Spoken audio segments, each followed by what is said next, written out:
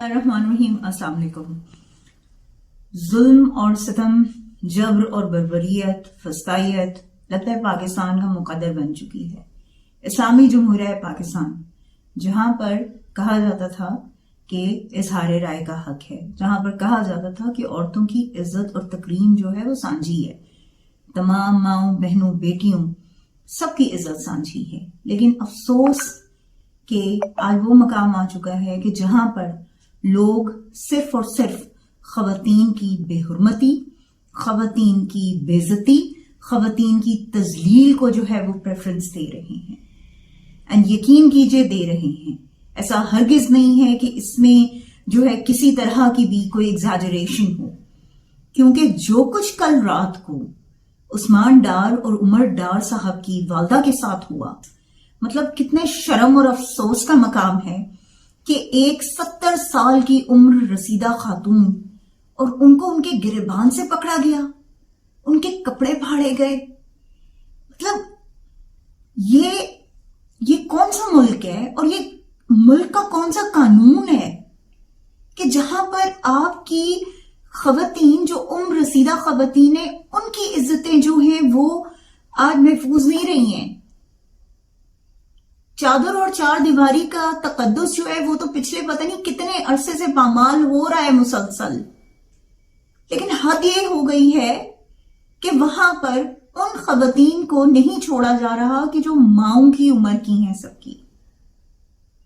مطلب ظلم کی انتہا ہے کہ اگر کوئی اپنی مرضی سے جو ہے وہ پارٹی نہیں چھوڑنا چاہتا، یا اپنی مرضی سے کوئی عمران خان کو جو ہے عمران خان کی سپورٹ کرنا نہیں چھوڑنا چاہتا، تو اس کے ساتھ یہ سلوک کیا جائے گا، اس کے گھروں میں گھسایا جائے گا لوگوں کو۔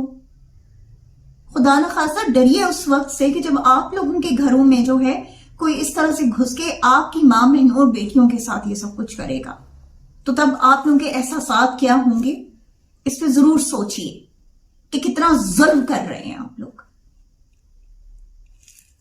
پھر سب سے بڑھ کر افسوس کا مقام کہ ہم عورت کو، مطلب وہ ایک وقت ہوتا تھا کہ جب زمانہ جاہلیت میں نا عورت کو دفنا دیا جاتا تھا اور بات ختم کر دی جاتی تھی۔ ایک دور وہ تھا جس میں عورت کو پیروں کی جوتی جو ہے سمجھا جاتا تھا، وہ بھی دور چلا گیا۔